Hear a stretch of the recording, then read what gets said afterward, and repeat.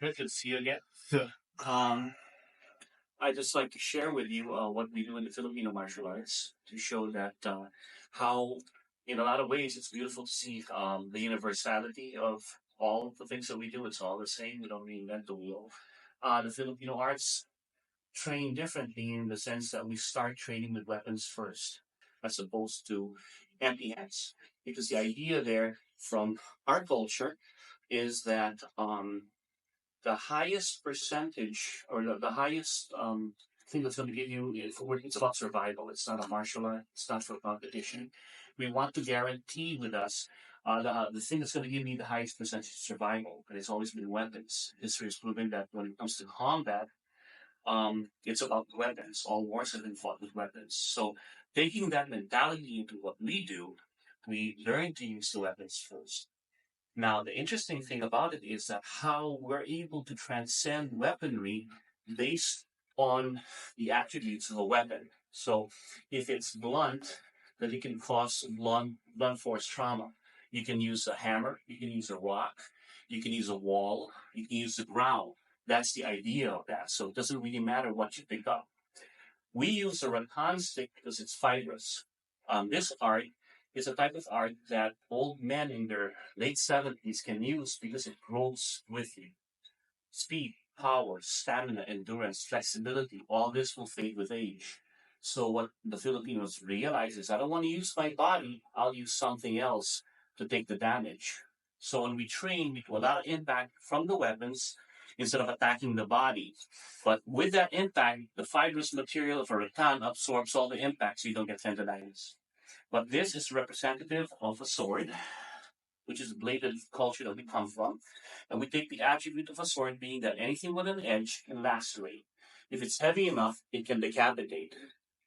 If it's smaller, like a knife, it's the same thing, right? Broken glass, credit card, all things with edges can cut.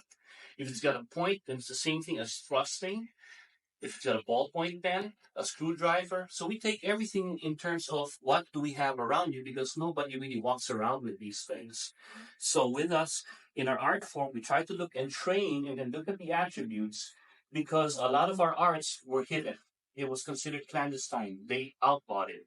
So the Filipinos were able to preserve the fighting thing by simply hiding it in form of dances and forms, but not really showing people what they would be.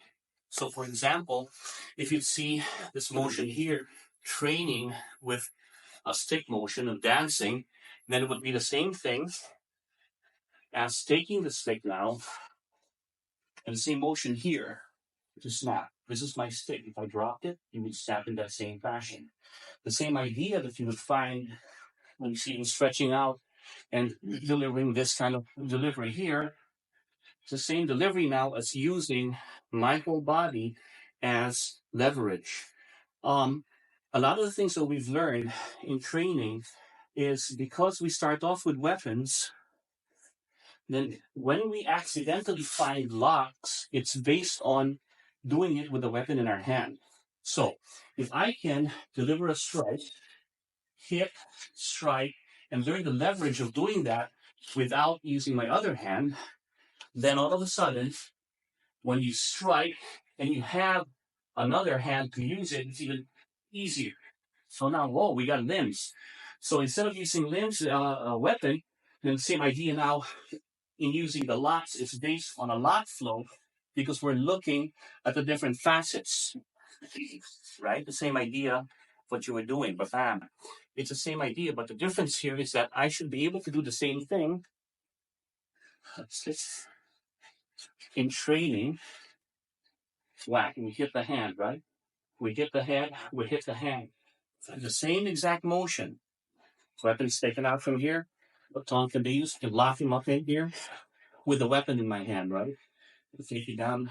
Weapons used for leverage. Drop down. You lock up, right? So the whole idea there is to use different parts of your body based on weapons training. So that's the fun part because this is more complex. When we see us train with two weapons, it's because we're learning how to coordinate our body, that we just don't fight this dip like this or like this, right? By doing double weapons, you learn to use left and right in the motion, right? So if he does have a weapon, one shields, one cuts up.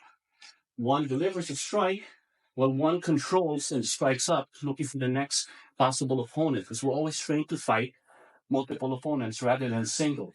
So any of the motions here,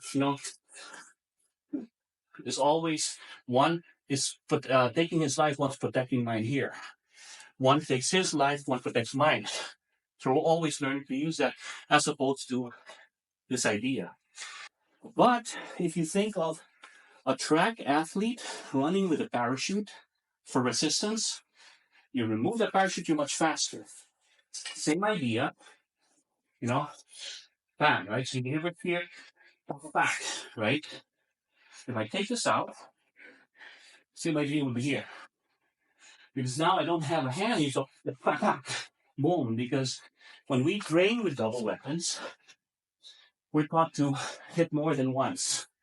Whether here and here, here, here. So people go, that's a lot of what they call what's that? Overkill, right?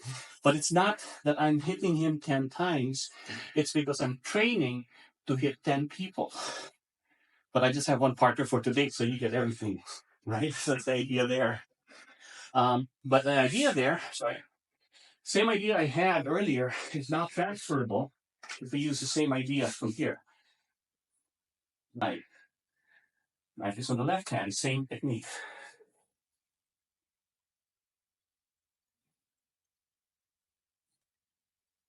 Nothing changes.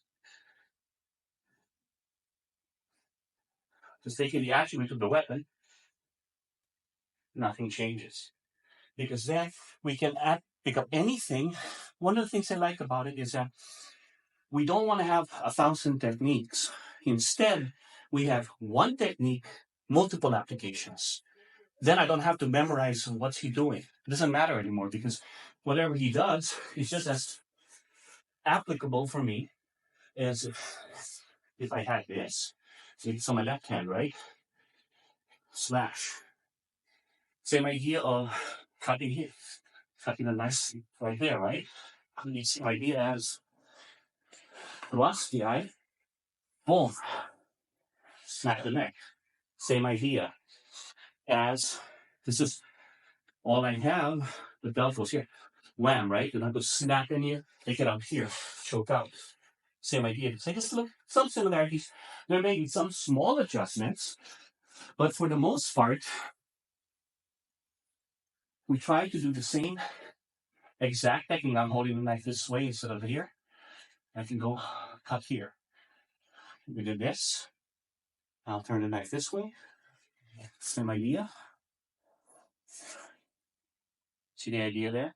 So we try to follow one technique, multiple applications, because you never know what kind of weapon you're picking up or whatever you have against you. The idea of choosing something that's inanimate is because you guys against me, holy smokes, one person alone, I'm in trouble. But if I pull this out, because we know how to use it, I've now equalized. Because I can walk in this. Oh, I've evened everything out right now, in my mind's eye. Because we don't do knife like this. We don't do knife like this. We don't do like this. Our knives are multiples ideas of work here, right? Everything. Because when I look at him, I see dots. And each dot is either a finisher or an immobilizer. Finisher, blood pressure. Immobilizer, muscle tendon. Because in combat, if you are a troop of 7, I cut you, now you're a troop of 4. Because 2 of your buddies are going to help carry him while he's limping. We follow the blood trail and we ambush you. A lot of what we do is based on our guerrilla tactics that we use in the Philippines, even up to this day when we train. So a lot of times when we do special forces, we teach them guerrilla tactics because it's weapons that we use. Guns are easy. Guns, unfortunately, draw a lot of noise. Knives don't. So we like the edge.